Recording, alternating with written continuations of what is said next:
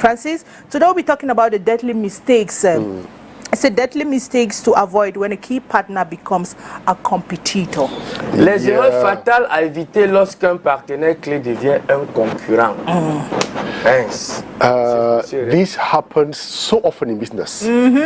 So often that people should learn to handle the situation. You know, it's not always the best option to fight, to try to neutralize, to try to sabotage. You know, let's take the example of two lovers. Two people have loved themselves so much, and they've been to places people have seen them. They've even displayed public affection signs, and then one day they fall apart. And then they become the worst enemies. You see, it's not good. It's not good. It's not good, because though people may love each other and live together, at some point they may grow out of love. It may happen. They may grow out of love and fall out of love. It does not mean that they should become enemies. Or frenemies. And now, so when it comes to business, the same applies.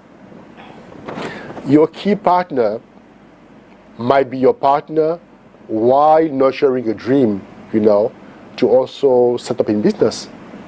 And when that time does happen, you should not take it as a betrayal. Okay, let me be clear. I don't mean that all examples of former business partners who became competitors did it in a loyal way. I know, I admit that there are some disloyal ways, you know, of doing it. But when it is carried out in a gentle manner,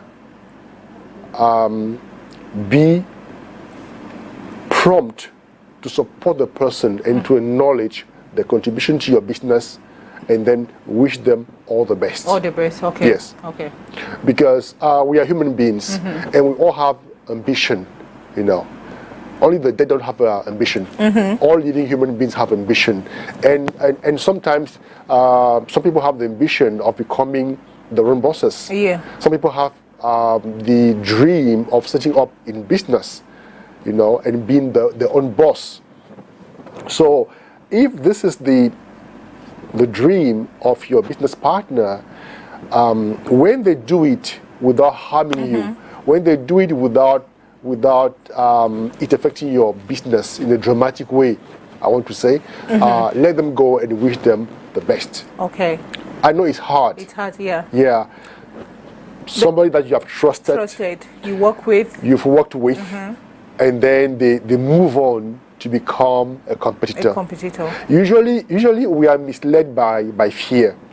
Fear that the person might leak our secrets, fear that the person might use our tactics and our strategies to seize business opportunities that we used to handle together.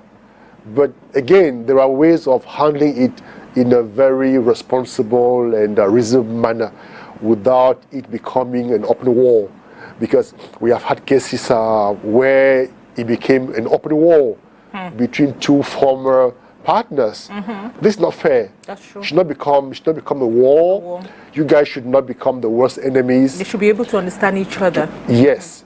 And then we always have the choice, you know, to change a few things in our business, because the moment your former partner moves, there are things you can change.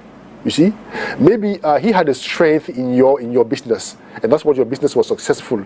Now that he has moved on, you may not have the same strength, but you may change your business model, you know, to suit now the new context with his absent. Now he's going, but he's not going with everything. You know, he's going with his intelligence, he's going with his plans, with his vision, and the mere fact that you are not identical twins means that you can still survive. You can still reproduce another business model, and you can still work hard to succeed. Yeah. Okay. Now, Francis, before becoming a competitor, now, What strategies can help, help mitigate the risk of a partner becoming a competitor? Yeah, when you interview people who left to become competitor of a former partner, some of them will tell you that it's out of frustration. That is when they joined the business, they had some hopes, some dreams, but over time they realized that their hopes were just being shattered, and that maybe the main partner did not respect their words. And so there comes a time in the partnership where the other party feel frustrated, and the only way out for them is to walk away. But since they have spent their life, in this business, so they can't walk away and go and start a new business altogether. So what they think, or what they see as solution, is to walk away and do the same business, because that's where they develop experience, that's where they have serious business acumen, and that's where they can leverage, the intelligence. So it's but normal for them to carry on in the same industry. That's true. So if it's about frustrations, you may discuss it with your partner before leaving. So at least they know why you are moving on. Yes, because when you don't tell anybody anything, the human mind is sometimes very crazy. When you don't have any information about something, you tend to create information, and usually it's about sabotage. The partner that feels that they've been left behind would tend to create a story, like he has stolen my ideas, he has done this, he has done that. But if you're taking time to explain, then the person will know that you're leaving because maybe you were frustrated, or you may have outgrown for the business. There are sometimes you get into a business and your dream is maybe to make let's take an example, 50 million. When you make 50 million, you feel that, okay, I've achieved my goal and now I need to move into another direction. So a partner may have a reasonable ambition, like to do things better. Nobody is forced to live in a cage. It's not because you work for a TV station that you want to be there all your life. At some point, you may feel like, okay, you need to start up let me also build my own station. Let me also express some of my views.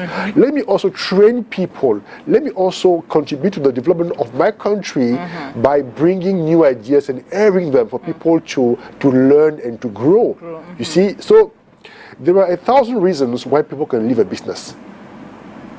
It's not necessarily because they want to compete. No. But competition is unavoidable, because whether it's your former partner or the other people who don't know you, there'll always be competition. So as a business, as an entrepreneur, you should always expect competition. It might be competition from your former partners, from your former employees. It may be competition from your friends who are in the same industry as you, or from foreigners, or from people that you don't know. So as an entrepreneur, when you get into business, don't block your mind on the fact that you don't want competition, because at the end of the day, there is no business that will not compete with any other business. We are all in competition. Yes. Monsieur, lorsqu'on dit les erreurs fatales à éviter lorsqu'un partenaire clé devient un concurrent, est-ce que d'une façon brosson, on peut déjà savoir ces erreurs? Parce qu'on suppose que quand tu as d'abord un partenaire clé, c'est quelqu'un qui était ton client, il a travaillé avec toi, il a acheté chez toi, mais subitement il devient un concurrent. Est-ce que ça ne fait pas déjà peur? Donc déjà nous brosser un peu ces erreurs à ne pas commettre en quelques... Alors, il faut éviter d'avoir un esprit fermé. Quand on fait les affaires, il faut avoir l'esprit ouvert. Dans quelle mesure? Dans la mesure où le marché est ouvert. Voilà. Le marché n'appartient à personne. D'accord? Le marché appartient à tout le monde. Tout le monde peut entrer et sortir d'un marché, comme il le veut. Cependant, il y a des personnes qui estiment que avoir été leur collaborateur, ou avoir été un client clé, ou avoir été un partenaire clé, vous interdit le droit, d'accord, de créer une entreprise ou de créer un business qui va compétir avec son business à lui. Voilà. Ce qui est c'est tellement malsain de penser ainsi. Voilà. Un collaborateur a le droit, si à un moment donné, il se sent à l'étroit dans votre entreprise, il a le droit de se dire je vais exprimer mon talent ailleurs. Voilà. Alors, il peut exprimer son talent en créant sa propre entreprise dans le même domaine que vous. Il a le droit, c'est légitime. Je connais par exemple des gens qui ont travaillé avec des collaborateurs, et les collaborateurs sont devenus par la force des choses leurs concurrents. Alors certains le prennent très mal. Certains iront jusqu'à saboter le concurrent. Jusqu'à dire qu'il est venu prendre mon concept. Il dit qu'il a volé mon concept, il a détourné mon projet. Non, soyez fair play. Soyez fair play et soyez créatifs. Le monde des affaires est tellement vaste qu'il y a toujours possibilité de pouvoir innover. Un, ne sabotez personne. De deux, ayez la grandeur d'esprit de respecter votre ancien partenaire qui est devenu votre concurrent. Respectez-le, c'est normal. Et maintenant, cherchez plutôt à entretenir des relations cordiales. Ne rentrez pas dans la guerre. Ne rentrez pas dans les conflits. Ne commencez pas à vouloir l'espionner. Parce que quand vous commencez à l'espionner, vous perdez de votre énergie. Voilà. Vous n'arrivez plus à vous concentrer sur votre business. Vous avez un business, l'un de vos collaborateurs clés est parti. Alors, arrangez-vous à recruter quelqu'un. Recrutez quelqu'un et réorganisez-vous. Il peut arriver que le partenaire clé qui est parti avait une grosse expertise qui vous permettait de gagner des parts de marché. Mais nul n'est irremplaçable. Dites-vous que nul n'est irremplaçable. Et sur la base de cette affirmation-là, cherchez quelqu'un d'autre qui pourra le remplacer. Peut-être pas au pied levé, mais quelque part pourra faire du travail. Et vous savez qu'en général, les partenaires s'aiguisent l'un l'autre. Un partenaire avec qui vous avez fait 10 ans, par exemple, de collaboration, aura forcément une grosse expertise parce que le marché lui aura donné des éléments pour pouvoir s'améliorer. Donc, si vous recrutez un nouveau collaborateur, il lui faudra peut-être aussi un peu de temps pour pouvoir apprendre et pouvoir aussi s'améliorer. Donc, je répète, ne rentrez pas dans la guerre avec vos anciens collaborateurs, ne les sabotez pas. Parce que le fait de les saboter ne vous aide pas. Déjà, un, ça vous donne une mauvaise image de vous. De deux, c'est rabaissant pour vous de vous mettre à saboter quelqu'un qui était hier encore votre bras droit ou votre bras gauche. Parce que, vous voyez à quoi ça ressemble. Vous avez un collaborateur, tout le monde connaît ce qu'il est beaucoup de collaborateurs, et on sait qu'il travaille bien. Mais pour peu qu'il ait changé de camp, vous estimez qu'il est devenu médiocre. Pourquoi? Non. Gérez votre business et de la hauteur, recrutez des personnes qui vont remplacer ce partenaire-là, et surtout, soyez optimiste. Même lorsqu'un partenaire détourne certains de vos clients, travaillez, repartez sur le marché et recrutez de nouveaux clients. Wow. Parce qu'il est arrivé des cas où un partenaire s'en va et on découvre qu'il a détourné une partie des clients clés. Ça va causer du tort à l'entreprise. Mais on a travaillé pour avoir ces clients-là au départ, donc on peut encore travailler pour recruter de nouveaux clients. Donc il faut être dans une perspective de je suis ouvert et tout peut arriver. Même mon partenaire le plus fidèle peut me quitter pour des raisons qui lui sont propres. D'accord? Parce qu'on ne maîtrise jamais les raisons pour lesquelles les gens partent. Et encore moins les raisons pour lesquelles les gens vont créer leur propre entreprise. On ne maîtrise pas. Et il ne sert à rien de maîtriser. En même temps, monsieur, comme vous dites, est-ce qu'un partenaire clé qui vous quitte pour aller ouvrir sa part d'entreprise, est-ce que quelque part il ne peut pas être considéré comme une menace? Parce que l'exemple que vous avez pris là, je connais un monsieur qui a créé sa maison d'infographie. Il a mis toutes ses machines. Il avait un infographe principal. Il connaissait le travail, monsieur ERET. Et c'est-à-dire que tous les clients de cette entreprise étaient entre ses mains. Donc, c'est à lui qu'on faisait confiance. Alors, un matin, il se lève, il dit que bon, je pars. Je vais créer ma part. Et du coup, c'est comme ça que je vous dis qu'à 90%, il a pris tous les clients de son patron.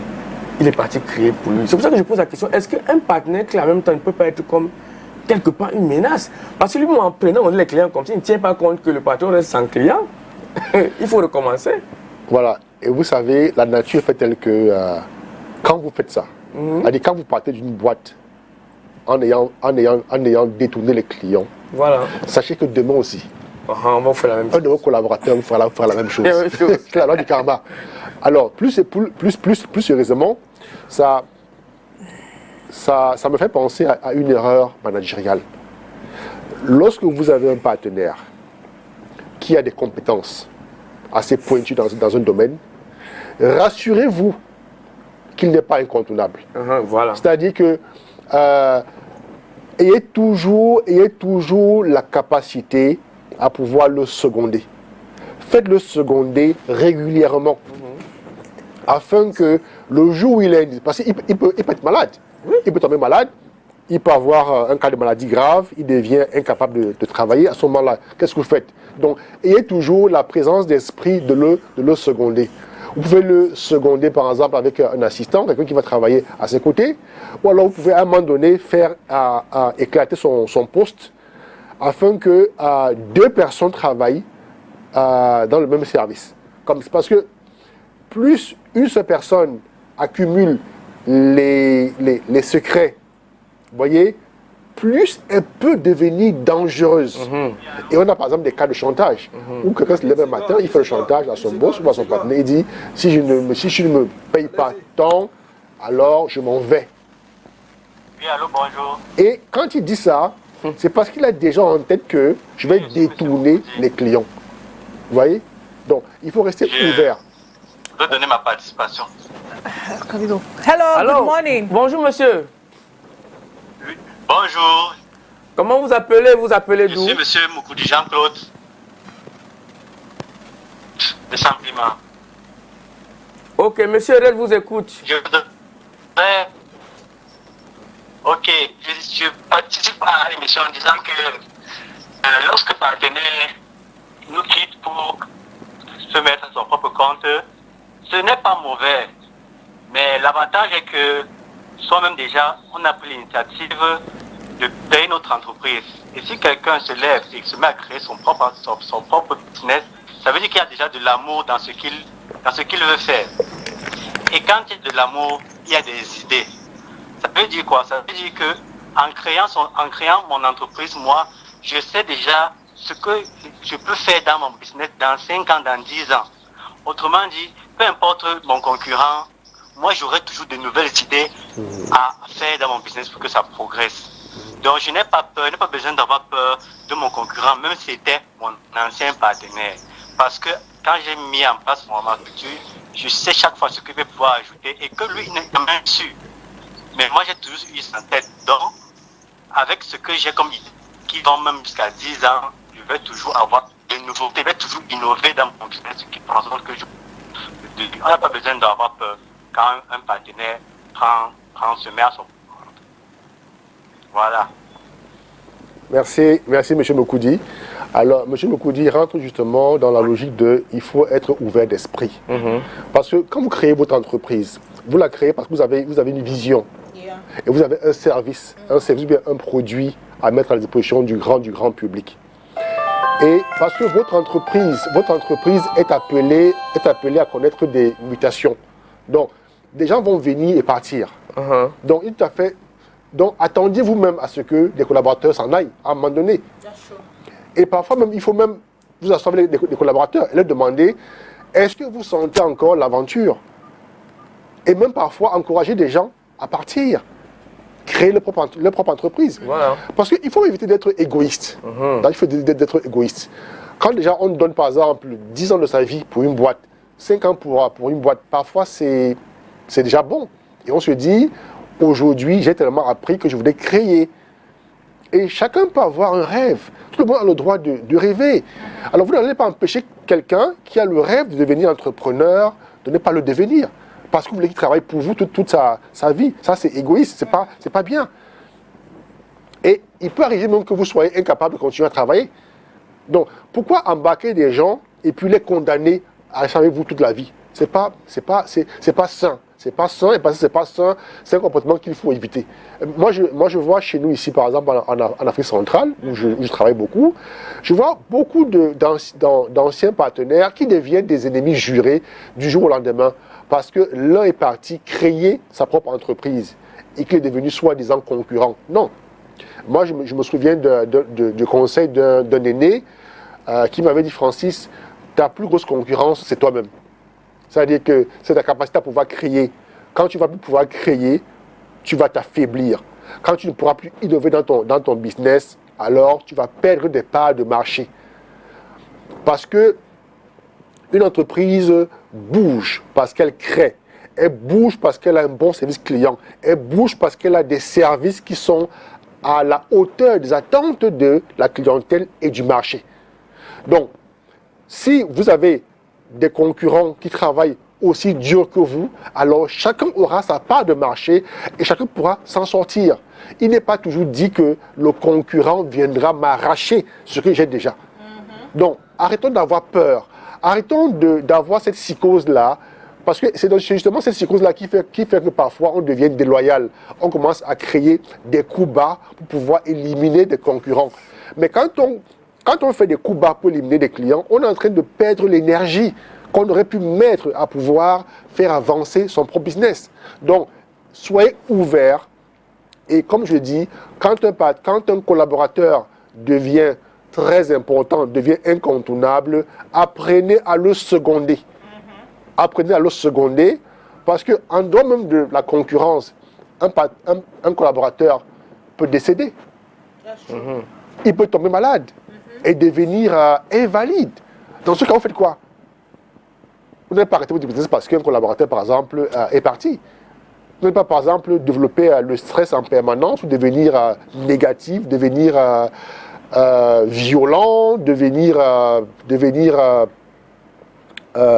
pervers parce qu'un collaborateur vous a quitté. Non. Dans la vie, les gens sont appelés à venir à partir de votre vie, à venir à partir de votre entreprise. But Francis, let me ask a question, right? During your partnership agreement, I don't know. I'm just asking or thinking aloud. Like, does it state in your partnership agreement that your partner is supposed to open maybe a similar business, like that turn up to be a competitor in the long run? Okay. There are industries. There are industries where partners sign an agreement whereby if a partner leaves, there is a number of years during which they have no right to set up in business in that very industry. Okay. Yeah. Okay. It could be 1 year, 2 years. There are rules like that. Now, but there are other industries where things are open. You leave on Monday. By Sunday, you have your business in the same industry. Okay. Oh. And I think the best way to handle this is to challenge. Challenge. Okay. Yeah. You're challenging your competitor. Challenge the competitor. Okay. And let them see what they're able to do, because sometimes it's very easy to think and to set up a business, but to run it in the long run is sometimes the most difficult. Yeah. So sometimes don't waste your time. Don't waste your time investigating. Don't waste your time sabotaging. If they are good professionals, they will survive. But if they aren't good, they will close. Okay. Now, in the face of this challenge or competition, how do you protect yourself and your brand? First of all, innovate. Innovate. If there are things that the former employee or the former collaborator was in charge of, make sure you change. Okay. Yeah, change things in a way that because he will definitely go and use what he was using in your company. He will start by doing the job that he was doing in your company. Yeah.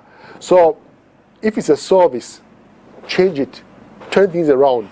If it's a product, change it a little bit so that it is no longer what he knew. So you close that door by changing. when you change, it's no longer what he knew. So since it's no longer what he knew, he won't be able to compete it per se. Because what happens is when a partner leaves you, they will start by reproducing what you guys used to do. In terms of service and product. So start by blocking him or by confusing him by changing. What about the clientele as well? Clients and you can't do anything about client. Client choose. Some clients stick to people because of their personality, because of their leadership style. Okay. Some stick to people because they become friends. They develop a kind of friendship. Now, you will not forbid people to having friendship. You won't forbid people from having friends in your company. And then some people are loyal to people who serve them, while others are loyal to the brand. Those who are loyal to the brand, whenever somebody leaves you, they will say, sorry, I work with this company, not with you as an individual. But those who are loyal to people, they will follow. You see, they will change from one company to another. Whenever that partner or that employee changes, they'll also change. Okay.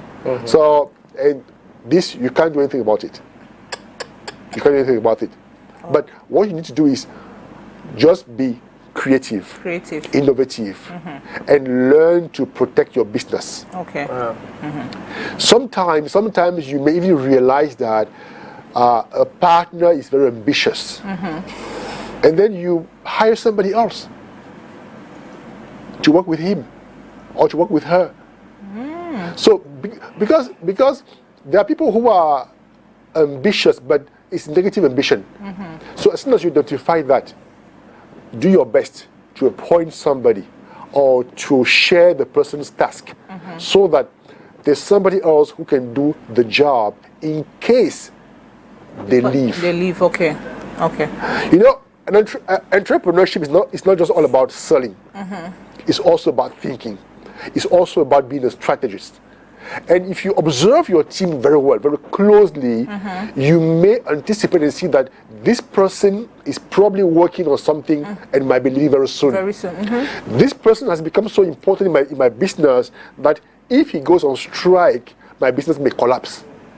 So why would you leave somebody become so important in your business in such a way that if they leave, your business collapses?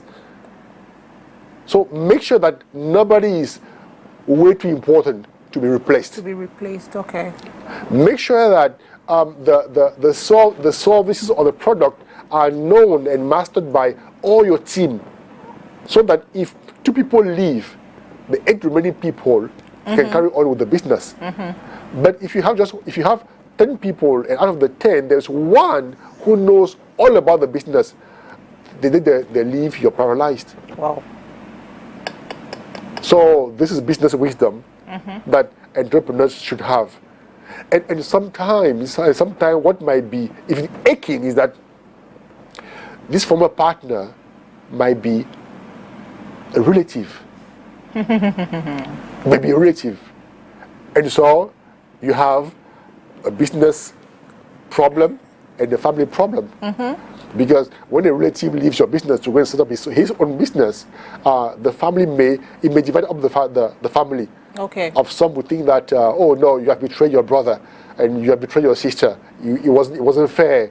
And the person might also say, no, my brother was there to frustrate me, not to give me an opportunity to grow. I could not grow. But now with my business, I'm growing. You're growing. So you just take it or leave it. Yeah. Francis, I think we'll have to come to the pros and cons. Yes. Of partnership or partnering. Yes. Now, but before then, I think we'll have to get the reactions of locals in the city of Yaoundé and also here in Douala, based on our topic, deadly mistakes to avoid when a key partner becomes a competitor. À Vox Pop. Bon, je pense que quand un partenaire d'affaires devient un concurrent, il vaut mieux s'en éloigner. Comment? C'est-à-dire le convoquer une première fois pour revoir les clauses du partenariat. Donc essayer d'évaluer pourquoi est-ce qu'il devient un concurrent. Si dans cette concurrence-là, il est question à la fin de partager les dividendes, alors vous allez l'encourager dans la concurrence. Mais si tel n'est pas le cas, autant simplement rompre le contrat. Alors, je pense que c'est ce que j'avais à dire par rapport à cette période. Lorsqu'un partenaire devient un concurrent direct pour une entreprise qui fait par exemple dans la fabrication ou la vente de la commercialisation des produits, il y a plusieurs éléments à mettre sur pied pour faire face à cette concurrence. L'entreprise doit revoir de manière générale sa stratégie globale. Sur le plan communicationnel, elle doit mettre sur pied de nouvelles actions de communication qui permettront de conquérir de nouveaux clients. Et maintenant, pour ce concurrent pour ce partenaire qui devient concurrent direct, il faudrait que les produits que l'entreprise met sur pied soient normés, que ces produits soient certifiés, afin que si le concurrent essaye de pratiquer des actes de contrefaçon, qu'ils puissent être bloqués à un certain niveau. Moi, l'erreur à ne pas faire avec un partenaire qui est devenu un concurrent, c'est d'aller confier ses secrets au partenaire ou bien prendre les anciens employés avec qui vous allez travailler avec votre partenaire, parce que ça devient un chaos dans votre chaussure avec le temps. Les erreurs à éviter, déjà, je dirais dans un premier temps, s'en tenir aux clauses. Donc, s'en tenir aux clauses. Tout ce que nous avons ratissé en amont, comme partenariat en ci ou ça, s'en tenir à nos clauses. Nous devons jouer sur une histoire gagnant-gagnant. Déjà, quand un partenaire devient un concurrent, c'est à nous de revoir notre politique commerciale, refonder tout, afin de rejaillir et faire vendre notre image, faire de notre image une concurrence alors mondialement sur le marché. Il est fâché. Monsieur ERET, c'est pas... Il a mis les organes. Écoutez, j'aime souvent dire dans mes séminaires et mes ateliers d'entrepreneuriat que le business est un jeu, d'accord? C'est un jeu, ne mettez pas les organes, comme on dit au Cameroun, dans la mesure où... Oui, allô, bonjour. Bonjour, Rémi. Good morning. Bonjour. Bonjour. C'est Rémi. Oui, bonjour pour Vino. Bonjour Catherine Koné. Thank you. Allô? Oui. Thank you. What's your name and where are you calling us from? Bonjour. Hello. Oui. Oui, bonjour Catherine Koné. Thank you. Good Bonjour morning. Calvino. Bonjour. Bonjour, bonjour monsieur le coach. Bonjour. Bon, moi je ne serai là. Je vais juste ajouter au moulin du coach. Il a dit qu'il y a des choses de temps. Passant de zone, il y a des collaborateurs qui jouent un malin plaisir. Il y a un domaine. Il est le seul maîtrisé, le seul domaine. Sans lui, personne ne peut faire ça. Il a un malin plaisir à ne montrer ça à personne. Et parfois, il se plaise, il est en congé, qu'on doit l'appeler que le travail a planté. Là, il est très content. Bon, vraiment, le coach était pertinent pour dire en entreprise. Il faut que les entrepreneurs, les boss ne fassent pas ce genre d'erreur. Dans le cas quelqu'un maîtrise le domaine, il faut seconder de temps en temps. Parce que comme le coach disait, il peut tomber malade, bon, il peut. Mais il y a, je dis, en entreprise, c'est récurrent. Même dans les très grandes entreprises. Mais il y a certains qui se plaisent à cacher un pan de travail. Et merci. qui est incontournable. Voilà. Même s'il est en congé, il faut qu'on l'appelle. Ok, bonne journée. Thank you. Have a wonderful day pour la as well. contribution. Oui, il a relevé ce même point que j'avais déjà fait précédemment. C'est très important. Et souvent, les entrepreneurs ne se rendent pas compte de cela. Quand votre entreprise marche très bien, à un moment demandez-vous, est-ce que dans 2 ans, j'aurai le même rendement? Est-ce que dans 2 ans, tous mes collaborateurs qui seront là aujourd'hui seront encore mes collaborateurs? Ne soyez pas naïfs. Ne soyez pas naïfs. Need to be smart. Et soyez intelligents. Parce que, en fonction de leurs besoins, quand vous employez quelqu'un, un jeune homme qui a 30 ans, qui n'a pas d'enfant, qui n'est pas marié, et que 5 ans plus tard, il se marie et il fait son premier enfant, dites-vous que forcément, parce qu'il s'est marié, il y a des choses qui pourraient changer dans sa vie. Donc, soyez toujours en mode anticipation. Un jeune homme qui se marie peut commencer à vous demander un salaire plus important. Voilà. Parce qu'il a des charges. Et si vous ne pouvez pas payer un salaire plus important, il peut réfléchir à partir de votre entreprise. Un collaborateur que vous prenez à 40 ans peut avoir accepté un salaire moyen, mais au bout de 5 ans, commence à vous dire, je prépare ma retraite. À 45 ans, je prépare ma retraite pour pouvoir, je dois créer des choses, je dois épargner, je dois faire ci, je dois faire ça. Ce collaborateur qui, au départ, à l'âge de 40 ans, travaille très bien avec vous, n'avez pas de problème d'argent. À 45 ans, vous dit, écoutez, monsieur, mes enfants ont grandi, mes enfants vont dans des grandes écoles, mes enfants vont à l'université, j'ai besoin de plus d'argent. Alors, il est tout à fait normal que quelqu'un qui a une expertise, si son salaire ne suffit plus, qu'il pense par exemple à se mettre à son propre compte. Donc, vous ne pouvez pas en vouloir à quelqu'un qui a ses besoins, a des obligations financières qu'il doit honorer et qui pense par exemple que devenir entrepreneur, partir par exemple du salariat pour l'entrepreneuriat, c'est une étape normale dans sa vie que vous puissiez lui en vouloir. Donc, c'est à vous de vous poser les bonnes questions. Mon personnel qui est là, il arrive pour combien de temps? Qui sont ceux qui sont susceptibles, par exemple, de partir demain? Qui sont ceux qui pourront partir dans 5 ans? Voilà. Qui sont ceux que je pourrais encore garder? Parce qu'un être humain, ça a des besoins. Et les besoins, parfois, varient selon les âges, selon les circonstances. Et donc, parfois, c'est impératif pour certaines personnes de prendre de nouveaux horizons et de partir. Now, Francis, we have like few minutes to the end of the program. It is 11:50. Now, before then, at least people should be able to know what they are getting themselves involved in. That is partnership. Now, what are the pros and cons of partnering? Good. When you partner, you are stronger. Okay. Because they say 2 heads are better than 1. Good. You think faster. You can go very fast. When you partner, you easily raise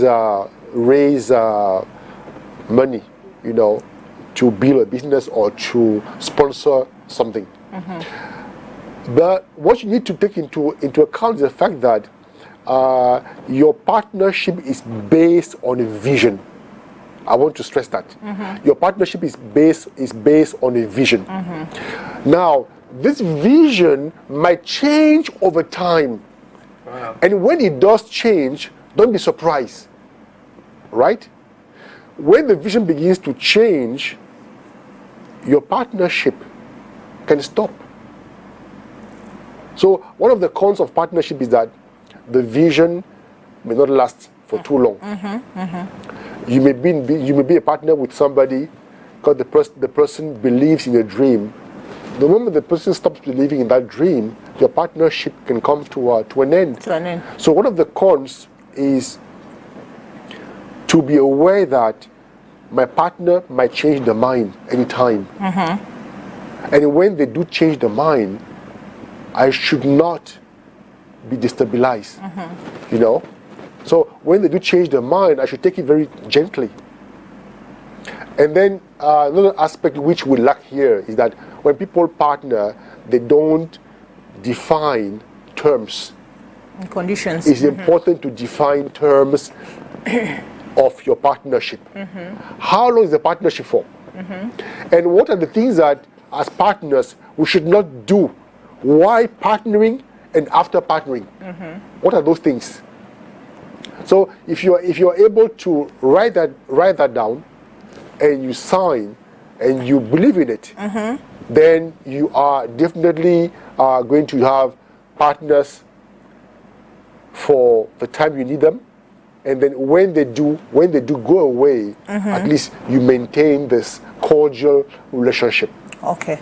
Well, Francis ERET, thank you so much. Briefly before the end of this program, can you just give us an English here? Because I remember you said it already in French, like those errors, briefly, maybe in a few words, the errors we need to avoid in order why partnering with key partners, yes, like briefly. Because somebody just texted me and... Yes. That they want briefly the errors to avoid why partnering with key in French. Yes. No, you said it in French. In French. Yes. Yes. But you've not said it in English. It's like marriage, okay? It's like marriage, or it's like any human relationship. You need to know what brings you together. It's supposed to be a vision, and you cannot have a lover today and tomorrow he or she becomes your enemy, and you go around sabotaging the person. And also, when you partner with somebody, be honest enough to tell them what keeps you in the partnership and what might drive you out of the partnership. Okay? If you have a business with somebody and you want to do a restaurant and you're passionate about restaurant, and then tomorrow the person tells you, let's sell shoes. You say, no, please. That was not part of the vision at the very beginning. So because you want to diversify into selling shoes, I'm withdrawing. Okay? So stick to the vision. And the moment the vision is no longer what you guys decided, you have the right to break away from it. Okay. But always be loyal. Be loyal to your partner. It's like marriage. Okay. Be loyal to your partner. As long as you're loyal to your partner, the day you are leaving, you live with a clear conscience. With a clear conscience, okay. Thank you so much, Francis ERET. And for more insight on entrepreneurship coaching, you know what to do. You can contact Francis ERET on all his social media platforms. Yeah. Facebook Francis ERET. Francis ERET.